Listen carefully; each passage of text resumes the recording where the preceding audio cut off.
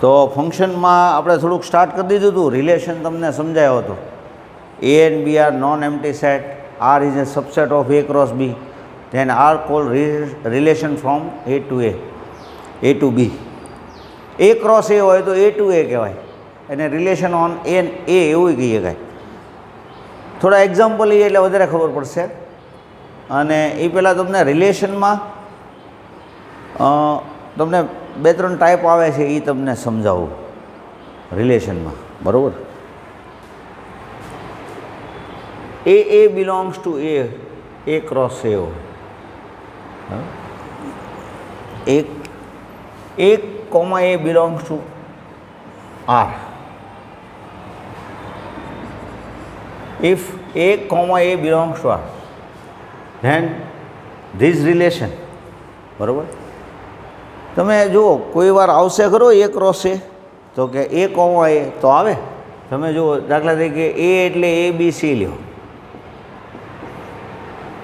તો A cross A કરો તો ABC ક્રોસ ABC, તો A આવશે ને, AB આવશે, AC આવશે, BA આવશે, B કોમા B આવશે, BC આવશે, પછી CA, CB, CC. હવે R is a subset of A cross A. R A cross A નો સબસેટ છે, તો આમાં ટોટલ 9 એલિમેન્ટ છે, તો એના સબસેટ કહેવા હોય તો 2⁹. એટલે there are 2⁹ relation from A to A. જો લાસ્ટ ટાઈમ તમને કેટલા રિલેશન આવે એ સમજાયું હતું. વચ્ચે આપણે એક તમારો ડાઉટ લઈ લેવો પડ્યો હતો લિનિયર પ્રોગ્રામિંગનો, કેમ કે તમે ડાઉટ મને પછી આપ્યો, મેં ચેપ્ટર નવું શરૂ કરી દીધું પછી. એટલે એવું ન કરો, ચેપ્ટર ચાલે ને ત્યારે જ ચેપ્ટર કરી નાખો, કારણ કે વચ્ચેથી હજી તો મેં સ્ટાર્ટ કર્યું હતું એટલે પછી વચ્ચે તમને ડાઉટ કરાવી દીધા.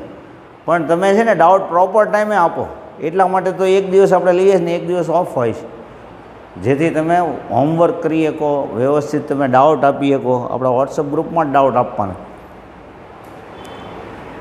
તો A હોય, BB, CC એવા એલિમેન્ટથી કોઈ રિલેશન બનતો હોય, સપોઝ આવો રિલેશન હોય, ખાલી આવ્યો, A સાથે BB હોય, અથવા BB એકલું હોય, અથવા BB સાથે CC હોય, બરાબર. તો એ રિલેશનને આપણે કાંઈ નામ આપવાનું છે, તો કે હા, બરાબર. આ જે રિલેશન છે નામ આપ્યું છે, 2 મિનિટ બંધ કરી દેજો ને, હું ભૂલી ગયો નામે. આમાં રિલેશનના છે ને અલગ અલગ નામ છે. ટ્રાન્ઝિસ્ટિવ.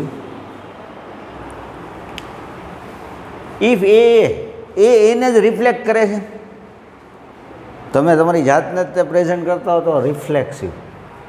Than are called રિફ્લેક્સિવ.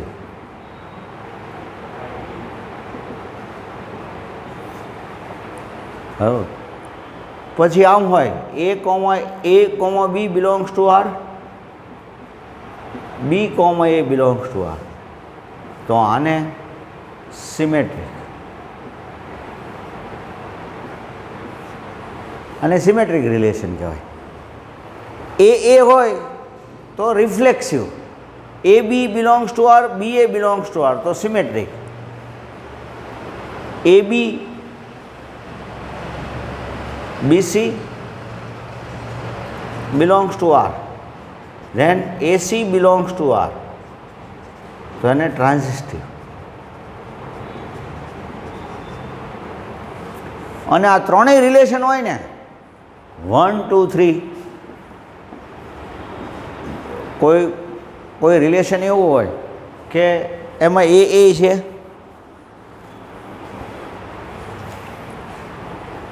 AB અને એની સામે BA છે,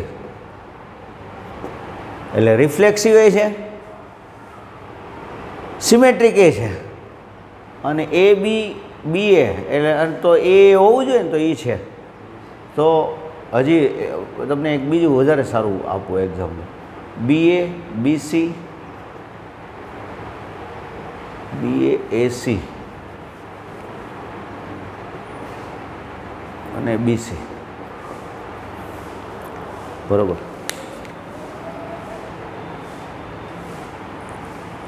તો મારે બીજા બધા આપવા પડશે. C થઈ ગયું. ચાલો, ઓકે. જો એ છે, AB છે, A છે, એનો મિનિંગ એવો છે, it is A રિફ્લેક્સિવ.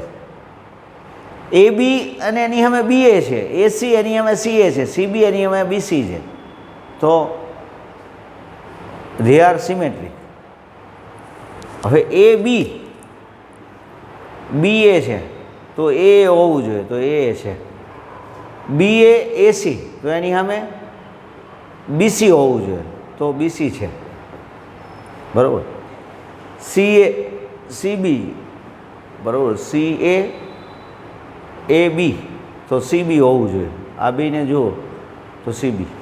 BC CA તો BA હોવું જોઈએ, તો BA છે. એનો meaning it is a transitive relation. તો ત્રણેય રિલેશન જો હોય તો એવા રિલેશનને all three relation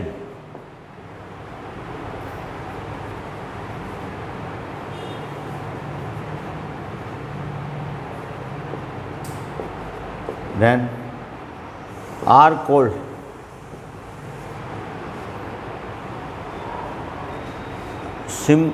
symmetric.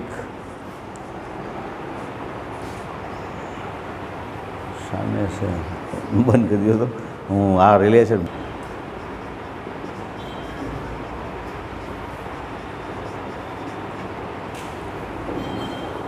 Equivalence.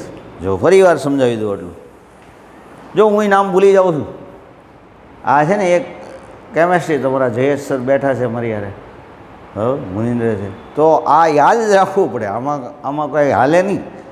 આને રિફ્લેક્સિવ જ કહેવાય, આને તમે સિમેટ્રિક કહો તો ખોટું પડે, બરાબર. તો તમારે યાદ રાખવાના રહેશે.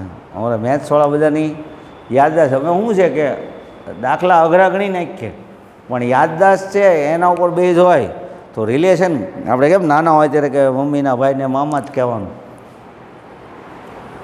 પપ્પાના બેન હોય તો ફૈબા જ કહેવાનું. તો એમાં ગોટાળો ન થવો જોઈએ, બરાબર ને. કે પપ્પાના બેન હોય ને તમે માસી કહો તો ખોટું પડે ને. એમ રિલેશન દરેકના નામ છે એ તમારે યાદ રાખવા પડશે. એ બિલોંગ્સ ટુ આર, તેને રિફ્લેક્સિવ કહેવાય, બરાબર. AB belongs to R, then BA belongs to R હોય તો એને સિમેટ્રિક રિલેશન કહેવાય. AB અને BC હોય તો એની સામે AC હોય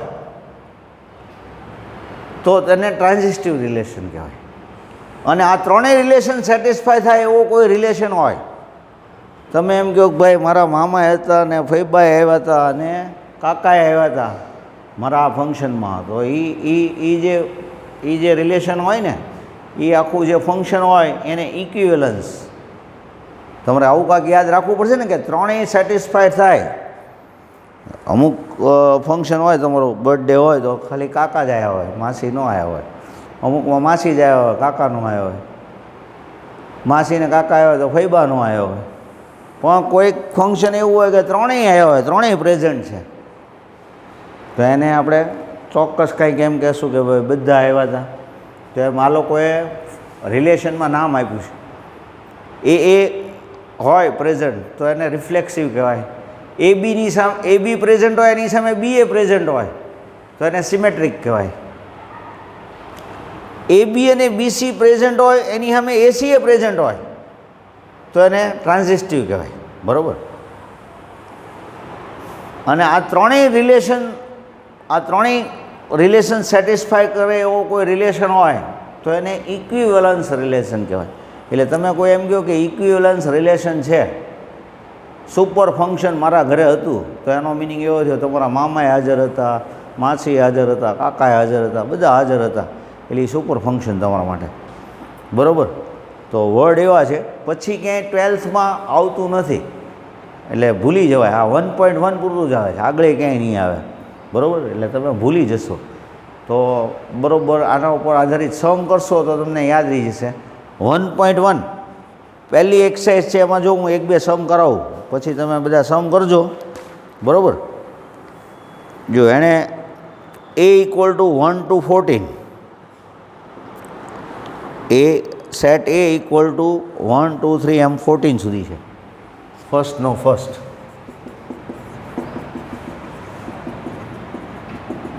14 સુધી લીધા. અને આ રિલેશન કેવો આપ્યો છે તમને x y such that 3x - y = 0 આવું આપ્યું છે. બરાબર. હવે આ રિલેશન છે એને ડિફાઇન આમ કર્યું છે. ડિફાઇન કર્યું એમાં આપણે કાંઈ ચેન્જ ન કરીએ કે એને આપણે ફોલો કરવાનું રહે કે ભાઈ એક્સ સપોઝ 1 લઈએ તો વાય શું થશે તો કે 3, x1 લેશું તો y 3, x2 લેશું તો y શું થશે તો કે 6, 3 લેશો તો y 9, 4 લેશો x = 4 લેશો તો y = 12, x = 5 લેશો તો 15, 6 લેશો તો 18. હવે 7 નહીં લઈ શકો. અરે ના ના હો, 12 સુધી જ લેવાય, 14 સુધી જ છે એટલે એટલા જ લઈ શકશું. બરાબર. કેમ કે તમને એક્સ વાય બિલોંગ્સ ટુ એ હોય. બરાબર. એટલે આનો ડોમાઇન કેવો હોય તો શું થાય ડોમાઇન ઓફ આર તો કે 1 2 3 4 અને રેન્જ કેવી હોય તો શું થાય તો કે 3 6 9 12. 5 કેમ મેં રબ કર્યું તો કે 5 સાથે 15 આવતું હતું, 15 તો છે નહીં એમાં, એટલે 14 સુધી જ જવાનું. હવે ડિસ્કસ કરીએ આપણે. 1 3 છે એની સામે 3 1 છે તો કે ના, એટલે સિમેટ્રિક નથી. 2 6 સામે 6 2 નથી, એટલે સિમેટ્રિક ટૂંકમાં નથી. રિફ્લેક્સિવ છે તો કે 1 1 આમાં છે નહીં, 2 2 કે 3 3 કે એવું નથી, એનો મિનિંગ નોટ રિફ્લેક્સિવ. 1 3 3 9 તો એની સામે 1 9 હોવું જોઈએ ને, 1 3 3 9 તો એની સામે 1 9 હોવું જોઈએ, એટલે ટ્રાન્ઝિસ્ટિવ નથી, એટલે રિફ્લેક્સિવ નથી, સિમેટ્રિક નથી, ટ્રાન્ઝિસ્ટિવ નથી. સમજાય છે કે નહીં વાત? બરાબર. This relation is not reflective, not symmetric, not transitive. બરાબર. ખાલી બે વસ્તુ સેટિસ્ફાય થતી હોય તો ઇક્વિવેલન્સ નહીં કહેવાનું, ત્રણેય સેટિસ્ફાય થાય ને તો જ ઇક્વિવેલન્સ કહેવાનું. તો આ પહેલું એક્ઝામ્પલ હતું.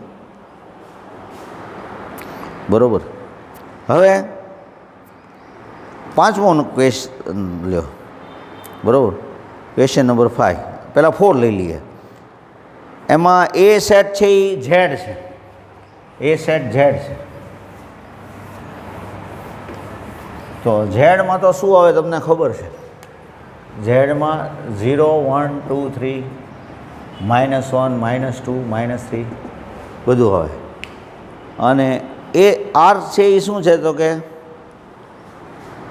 x - y is integer, x - y is integer. હવે આપણે એમ વિચારીએ કે ભાઈ x - y ઇન્ટીજર હોવું જોઈએ, તો આમાં 1 1 આવશે તો કે હા 1 1 આરમાં આવશે. કેમ તો કે તમને ખબર છે 0 ઇન્ટીજરમાં જ ગણાય. 1 - 1 0, 2 2 આવશે, 3 3 આવશે, 1 1 2 2 3 3 બધા જ આવશે. એનો મિનિંગ એવો થયો ઇટ ઇઝ અ રિફ્લેક્સિવ.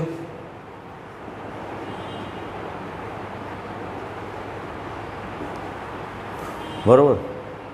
પછી 1 2 તો 1 - 2 ઇન્ટીજર છે, 1 2 આર છે અને 2 1 એ આરમાં છે. 1 2 ઇન્ટીજર છે, 1 - 2 તો -1 થાય, તો -1 એ ઇન્ટીજર જ કહેવાય. અને 2 - 1 એટલે 1, તો એનો મિનિંગ 1 2 છે ને 2 1 એ છે, તો એ સિમેટ્રિક એ છે. 1 2 2 3 belongs to R, 1 3 belongs to R. જુઓ તો 1 અને 2 છે, 1 માંથી 2 માઇનસ કરો તો ઇન્ટીજર આવે, 2 માંથી 3 માઇનસ કરો તો ઇન્ટીજર આવે, અને 1 માંથી 3 માઇનસ કરો તો ઇન્ટીજર આવે. તો એનો મિનિંગ એવો થયો ઇટ ઇઝ એ ટ્રાન્ઝિસ્ટિવ ઓલ્સો.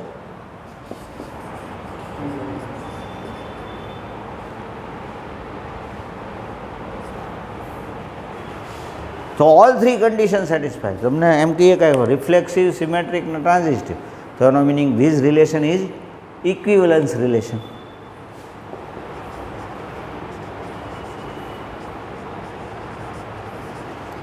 આમાં ત્રણમાંથી પહેલો આપણે સમ કર્યો, આમાં ત્રણમાંથી એક સેટિસ્ફાય નહોતું થતું, આમાં ત્રણેય થઈ ગયા. તો તમે 1.1માં બધા બહુ ઇન્ટરેસ્ટિંગ સમ છે, તો તમે જાતે ટ્રાય કરજો અને તમે લેતા હો હોમવર્કમાં ડાઉટ જે કાંઈ તમારા હોય, બરાબર. અને હોમવર્કની એક નોટબુક બનાવો. સ્કૂલ એવું વિચારે છે કે એવરી મંડે તમને છે ને હોમવર્ક નોટબુક સાથે અહીંયા બોલાવવા. ટેસ્ટ પેપર એ અમુક વિદ્યાર્થી હજી દઈ નથી ગયા, તો ટેસ્ટ આપણે લીધો હોય તો ટેસ્ટ પેપર તમારે અહીંયા સબમિટ કરવાના હોય. અહીંયા રેકોર્ડ ઉપર બધું હોય છે, એટલે પેરેન્ટ્સ તમારા આવે તો તમે ન આપી ગયા હોય તો અમે ના જ પાડશું. ડાઉટ ન પૂછતા હોય તો ના જ પાડશું. એટલે જે કાંઈ હશે એ અહીંયા અમારે જયેશ સર છે, ભાવેશભાઈ બોસમિયા સર છે, કોઈ વાર ઝાલા સર વતી અત્યારે જયેશ સર આવે છે, બરાબર. બોસમિયા સર પોતે આવી જાય છે અને હું હોઉં, બરાબર. મારા વતી કોઈ બીજા હશે તો એ તમને ગાઈડ કરશે, પણ વર્ક તો તમારે જ કરવાનું રહેશે. Okay, thank you.